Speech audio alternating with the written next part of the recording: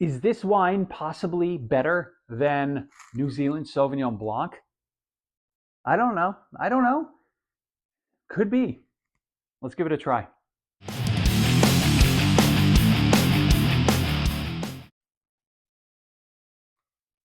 Hey, welcome back to Drinking It In. I am your host, Chris Cassara. We are here to help you know more and drink better. And today we're talking about the Muscadet appellation. Muscadet, Sevre and Maine appellation in the Loire Valley in France. Very reasonable white wines. They're known around the wine community as being a really good oyster wine. In this case, I figured it was worth breaking a bottle out to see whether it's a really good alternative to Sauvignon Blanc. And is it better? Do I enjoy it more than drinking a New England, holy crap, New Zealand Sauvignon Blanc? I don't know if there are any Sauvignon Blancs made in New England. I might have to research that. Oh boy, bad start. Or maybe a good start.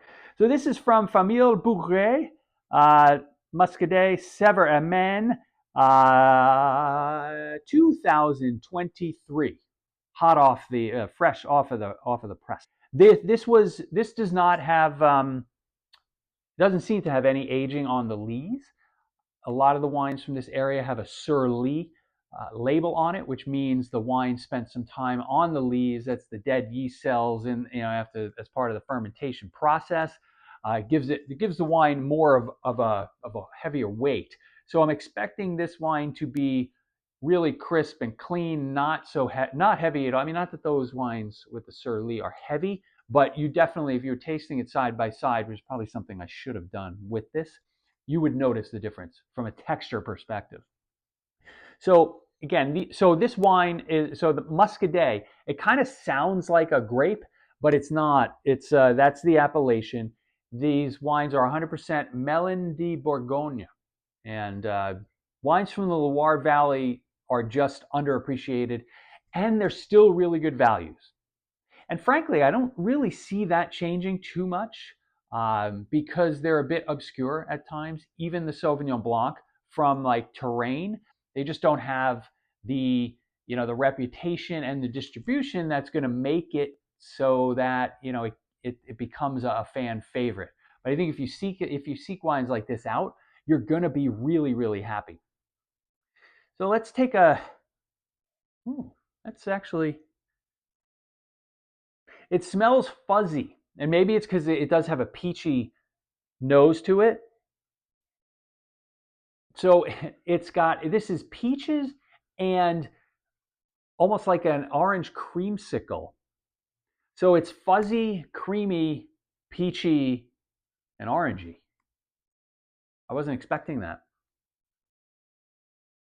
That's kind of a neat combination. There's also there's something like floral. There's something like an open meadow in this wine. Wow. All right. So really nice nose, really pretty. And you can tell that why these wines are so good with oysters and shellfish and just any sort of fish. They're just it's like a match, natural match.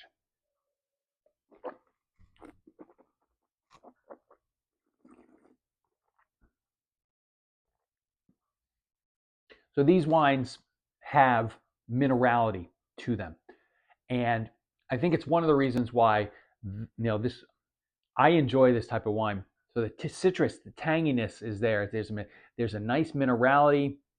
There's almost like a spice, getting like a little bit of like a nutmeggy type of a vibe to it.